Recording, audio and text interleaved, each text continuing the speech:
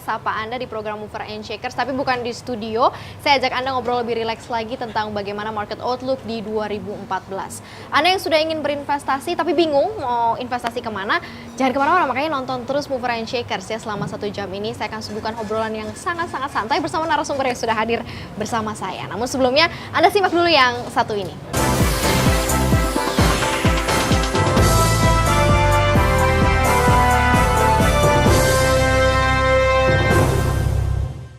Tahun baru saya sudah ajak Pak Adrian, kita ngopi-ngopi nih Pak.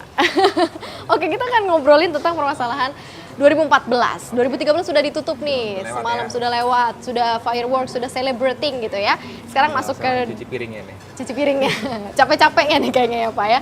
2014, seperti apa gambarannya Pak Adrian? 2014 lebih challenge ya, jauh lebih challenge dibandingkan dengan 2013. Jadi dari dalam negeri maupun dari tekanan dari luar negeri gitu kan ya. Dari dalam negeri kan tahun 2014 ini kan ada pesta politik ya, pemilihan DPR, MPR, terus kemudian juga presiden terjadi dalam 2014. Jadi mungkin kondisinya secara politik juga dinamis. 2014 juga Amerika juga punya bank sentral government baru kan. Ya. Kebijakannya mungkin nggak beda jauh, tapi ada sedikit perubahan sedikit-sedikit lah ya gitu ya, karena pemimpinnya nggak beda.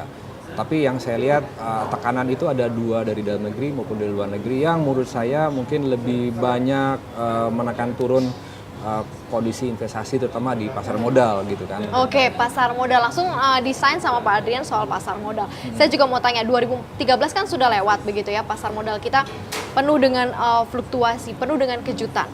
Di awal-awal tahun 6 bulan pertama level-level tertinggi berhasil ditempuh begitu ya, 5.200 kalau nggak salah, ini kita sempat di bulan Mei ya Pak Adrian. Tapi ternyata setelah itu agak melempem begitu ya, tekanan kembali terjadi dengan berbagai macam sebenarnya tekanannya dari luar ya, the Fed dengan taperingnya dan lain-lain, kemudian penarikan stimulus dan lain-lain begitu. Kalau yang akan terimbas banyaknya dari luar, banyaknya. Banyaknya dari luar. Tapi kalau dalam negerinya kuat, mungkin kita mestinya bisa sustain lebih bagus gitu. Berarti kan. dalam negerinya belum begitu kuat ya Pak? Dalam negerinya Pak? kurang begitu bagus. Oke, kita coba merefleksikan tahun 2014 dengan sistem atau dengan kondisi perekonomian yang memang selama ini sudah terjadi di tahun 2013.